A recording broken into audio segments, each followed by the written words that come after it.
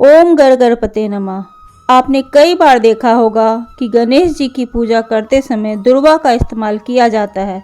दुर्वा एक प्रकार की घास होती है जिसे कलावे यानी लाल धागे में बांधकर गणेश जी को चढ़ाया जाता है।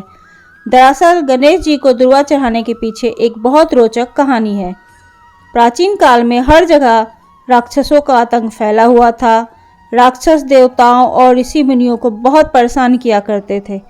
ऐसा ही एक राक्षस था अनलासुर। अनलासुर ने हर जगह हाहाकार मचा के रखा था।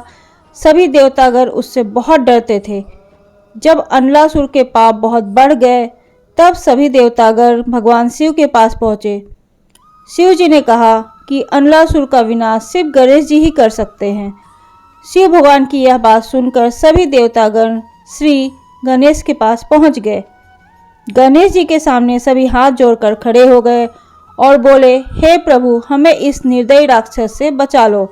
देवताओं की ऐसी दयनीय स्थिति को देखकर गणेश जी उनकी मदद के लिए तैयार हो गए। इस घटना के बाद अनलासुर और गणेश जी के बीच भयानक युद्ध होता है। क्रोध में आकर श्री गणेश अनलासुर को निगल जाते हैं। अनलासुर का अंत हो जाता है, लेकिन गणेश जी के पेट में बहुत जलन होने लगती है। इस जलन को ठीक करने के लिए सभी देवता, ऋषि मुनि उपचार खोजने लगते हैं, लेकिन किसी भी उपचार से गणेश जी के पेट की जलन कम नहीं होती है। तब कश्यप ऋषि दुर्वा की 21 गांठ खाने के लिए गणेश जी को देते हैं। गणेश जी को दुर्वा के सेवन से आराम मिलता है और उनके पेट की जलन शांत हो जाती है। इससे खुश होकर गणेश जी कहते हैं कि आज के बाद जो कोई भी मुझे दुर्वा चढ़ाएगा मैं उसकी सारी मनोकामना पूर्ण करूंगा।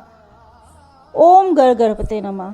तो आपको मेरी कहानी कैसी लगी मुझे कमेंट करके ज़रूर बताइएगा, और अगर आपको मेरी कहानी पसंद आई है तो मेरे चैनल को लाइक कीजिए और सब्सक्राइब कीजिए।